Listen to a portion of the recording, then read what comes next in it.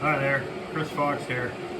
Sorry, got a heater going in the background, so it's a little noisier than normal, but this is a twin disc torque converter out of a Plymouth Locomotive.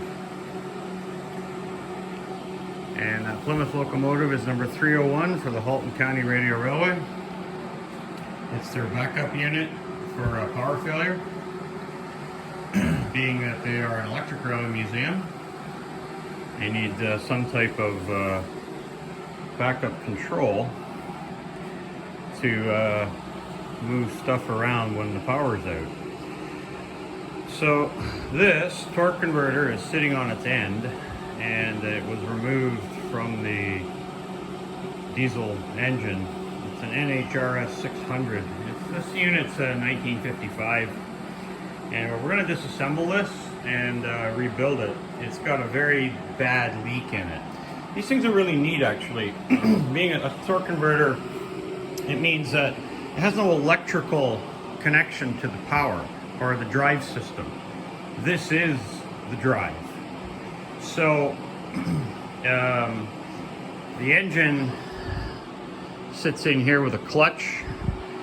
And then this is the actual torque converter here. This is the clutch assembly up in here. It's the clutch housing that I was showing you here, the clutch housing. The clutch is actually right here. And this is the clutch. It's heavy. So that's the clutch. And the clutch plate and the throwout. It's an over-center clutch. So what happens is that you have an air system that attaches, air cylinder that attaches to this guy here,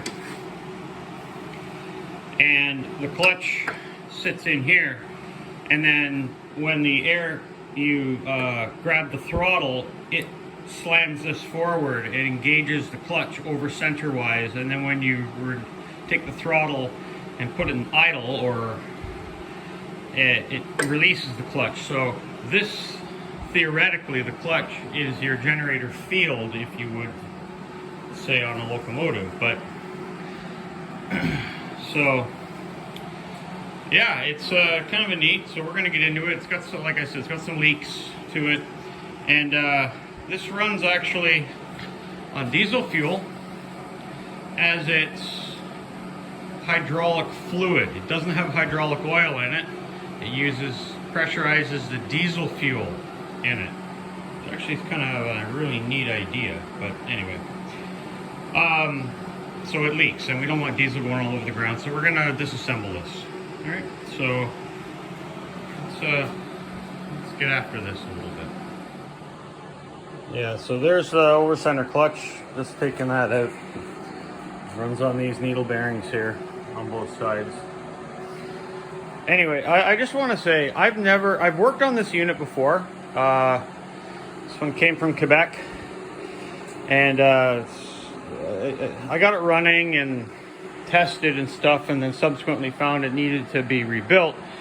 I've never done this before, so I'm learning as I'm going. I have the book, and I sort of know what end of a screwdriver to use, so we'll take this apart as the procedure, and we'll work our way through it. So stuff that I find, I'm going to share.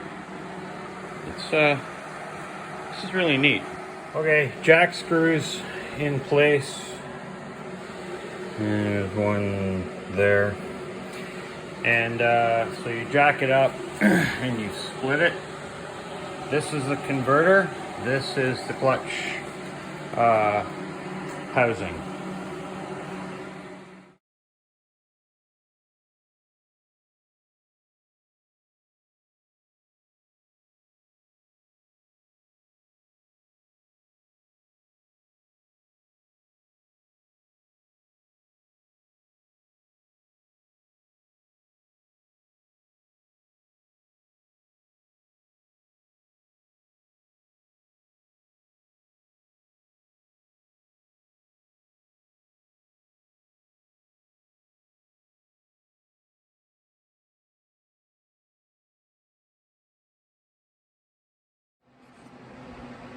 Okay, so I got this, the clutch side here and the impeller and the hook nut, and we got it loose.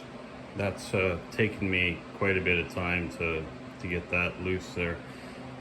I had to figure out how to freeze the bearing, or freeze the shaft on the bearing, because right now everything would turn to get this loose. Because when you grab it, this, everything turns. So anyway, long story short, got it free, destroyed the hook nut. I put it back together right now so that you can see, so I'm going to take it apart in the video, but you can see I've destroyed the hook nut here, so we can get into the hook nut, that's fine. So let's take this apart, and I'll show you how that how the main shaft comes out, and then the carrier seal underneath, and how the impeller comes apart, and all that.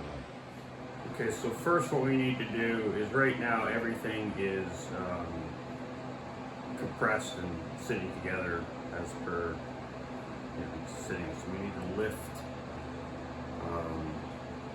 we need to force the rotor out of the case. To do that, use the weight of the case. So we'll use the crane.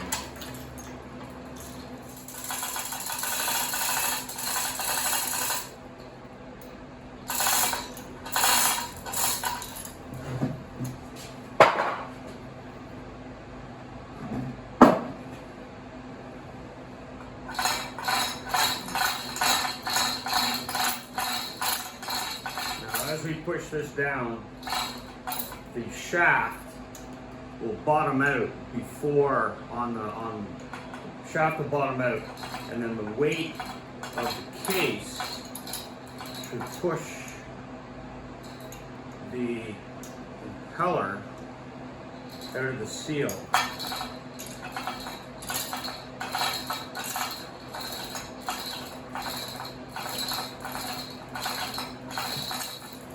What we've done there.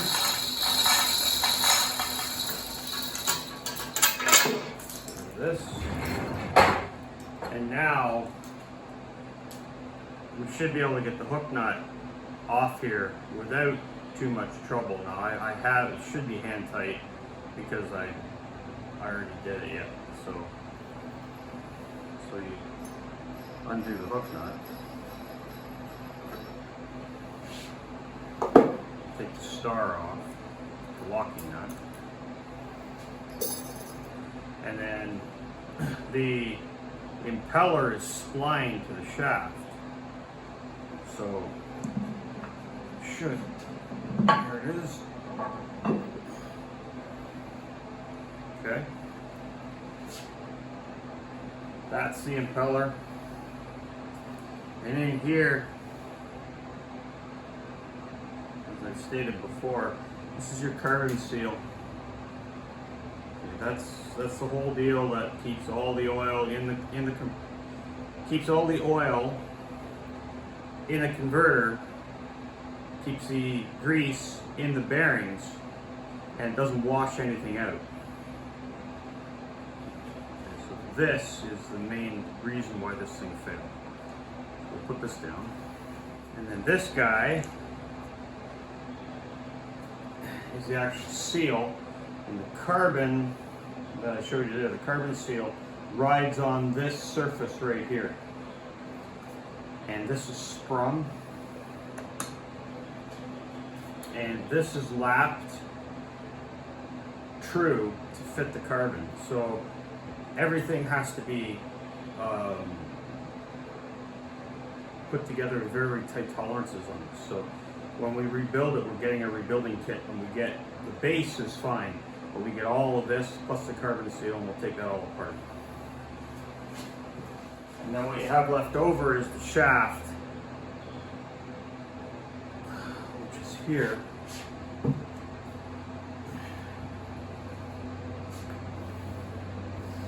Okay, this is an obsolete shaft now. I've been told by TwinDisc. They have a different style ends that they have done over the years, so finding a new shaft might be a pain. I'm not sure if you can see it on the video, but we have a bit of wear right here, and this is from the clutch plate. there's lash in there. If you put the clutch plate on here, it actually wiggles just a little bit. It's not nice and tight like it should be. And having lash is not good, especially when you're, you know, I don't want lash. Lash is bad. So that's how that comes apart. So I think that's a good place to pause. And well, in the next video, we'll rip into the converter and show you how that comes apart. Thanks for watching.